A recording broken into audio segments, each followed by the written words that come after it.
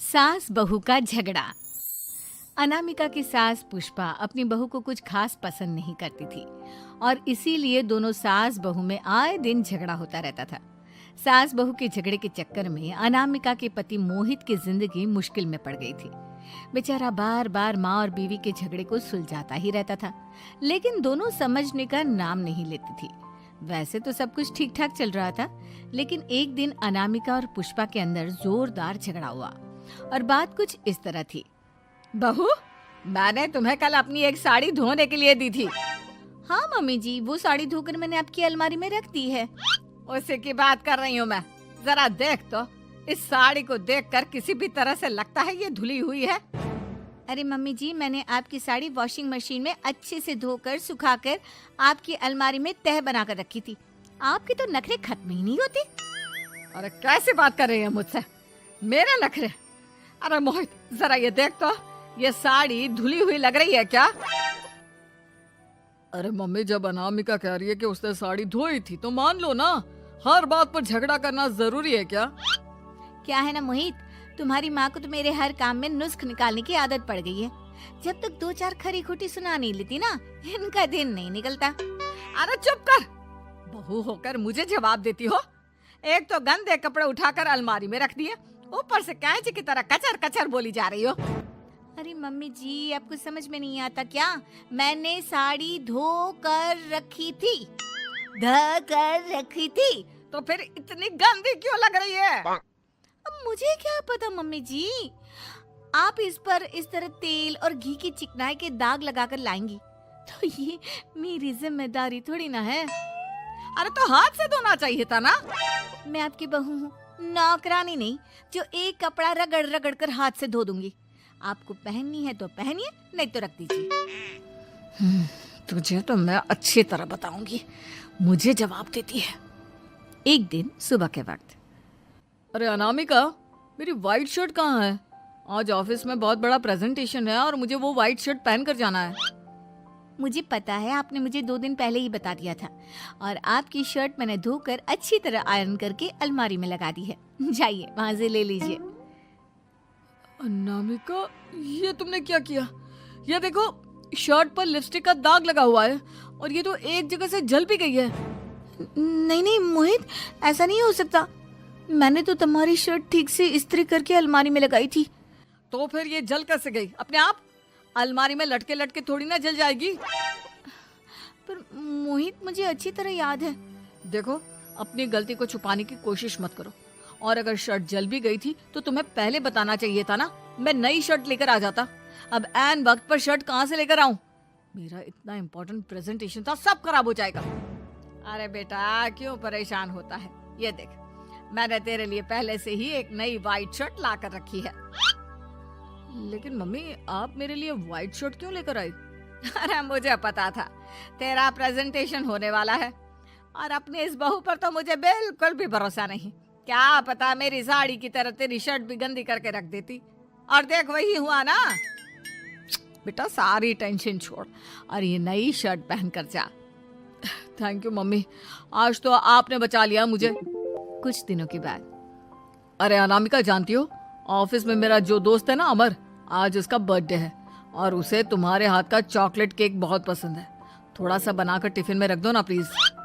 हाँ हाँ, क्यों नहीं। मैं बहुत अच्छा केक बनाकर आपके दोस्त के लिए रख दूंगी। तुम्हारे हाथ का खाना खाकर तो वैसे ही मेरे ऑफिस के सारे लोग इतनी तारीफ करते हैं, क्या बताऊं। प्लीज एक अच्छा सा केक और बना दो, मेरी तो ऑफिस में शान बढ़ जाएगी। अनामिका केक बनाने के लिए रख देती है। पुष्पा चुपचाप जाकर उस पे ढेर सारा नमक डाल देती है। देख अमर, तेरी भाभी ने तेरे लिए चॉकलेट केक बनाकर भेजा है, तुझे बहुत पसंद है ना? यार, तू बहुत किस्मत वाला है। भाभी इतना अच्छा खाना बनाती है और साथ में केक भी। वैसे भाभी को थैंक यू बोलना। थैंक यू बाद में, पहले तो ये केक खा कर देख। बहुत मेहनत से बनाया है अनामिका ने। अरे यार, इस केक में तो बहुत सारा नमक है। लगता है भाभी ने शक्कर की जगह खूब सारा नमक डाल दिया है। अरे मोहित, तू तो अपनी बीवी की कुकिंग की बहुत तारीफ करता फिरता है।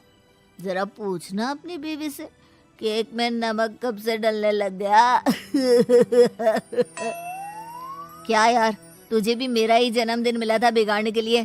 केक नहीं लाना था तो मत लाता, कम से कम मुझे इस तरह नमक वाला केक तो नहीं खिलाता। अरे नहीं यार, अनामिका ऐसा नहीं कर सकती, जरूर कुछ गड़बड़ हुई होगी।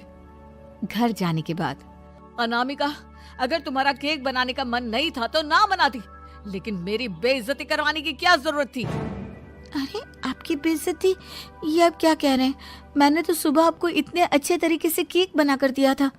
हाँ, लेकिन उसमें इतना सारा नमक डाल दिया था कि आज ऑफिस में मेरा अच्छा खासा मजाक बना है। मेरे सारे दोस्त हंस रहे थे मुझ पर। अरे बेटा, मैंने तो तुझे पहले ही समझाने की कोशिश की थी। एक नंबर की गैर जिम्मेदार है ये लड़की, कोई काम ठीक से नहीं करती। उस दिन भी गंदी साड़ी रख दी थी मेरी अलमारी में और झूठ बोल रही थी। कुछ दिनों के बाद अनामिका देखो, मैंने अपना लैपटॉप चार्जिंग पर लगाया है, उसे अच्छी तरह चार्ज होने देना। मेरी एक अर्जेंट मीटिंग है, प्लीज बीच में से हटाना मत। हाँ हाँ ठीक है, मैं नहीं हटाऊंगी। पुष्पा चुपचाप से जाकर चार्जिंग का बटन बंद कर देती है। थोड़ी देर बाद अरे ये लैपटॉप चार्ज क्यों नहीं हुआ? और ये बटन किसने ऑफ कर दिया? अनामिका इधर आओ। क्या हुआ, क्यों चिल्ला रहे इतना? अनामिका, मैंने तुमसे कहा था ना, मेरा लैपटॉप चार्जिंग पर लगा हुआ है, मेरी अर्जेंट मीटिंग है। तुमने इसका स्विच ऑफ क्यों कर दिया? अरे मैंने ऐसा कुछ नहीं किया, मैं क्यों स्विच ऑफ करूंगी? कुछ दिनों से देख रहा हूँ अनामिका, तुम मेरा हर काम बिगाड़ देती हो। देखो, ये अच्छी आदत नहीं। कम से कम तुम्हें इस बात का तो ध्यान रखना चाहिए था कि मेरी कितनी इंपॉर्टेंट मीटिंग थी। अब क्या करूंगा मैं? आई एम सॉरी मोहित, लेकिन सच में मैंने जानबूझकर कुछ नहीं किया। अगर जानबूझकर नहीं किया तो क्या सब कुछ अपने आप हो जाता है? कभी मेरी शर्ट जल जाती है, कभी केक में नमक डल जाता है। आप मेरी बात क्यों नहीं सुनते? मैंने जानबूझकर कुछ नहीं किया। फिर से वही बात। अरे कितनी बार तुम्हें समझा चुका हूँ, इस तरह मेरा काम बार बार मत बिगाड़ा करो। तुम जानती हो मुझे कितनी प्रॉब्लम होती है। ऑफिस में तो पहले ही बेइज्जती करा चुकी हो, और अब ये मीटिंग, ये भी मेरे हाथ से निकल गई। अनामिका की समझ में कुछ नहीं आता कि आखिर उसके साथ ये सब क्या हो रहा था और क्यों हो रहा था। फिर कुछ दिनों के बाद मोहित अपने ऑफिस से कुछ फाइल लेकर घर आता है। अनामिका, ये कुछ फाइलें हैं, इन्हें संभाल कर रख दो। और प्लीज इस बार ध्यान से, कोई गड़बड़ी नहीं होनी चाहिए। नहीं मोहित, कोई गड़बड़ी नहीं होगी।